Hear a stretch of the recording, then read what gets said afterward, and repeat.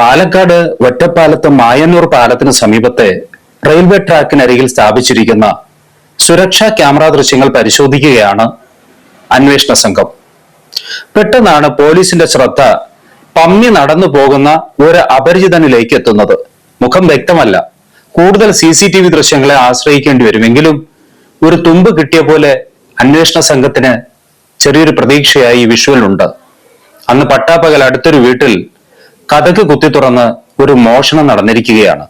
കേൾക്കുമ്പോൾ ഇത്രേ നഷ്ടപ്പെട്ടുള്ളൂ എന്നാവും ചോദിക്കുക.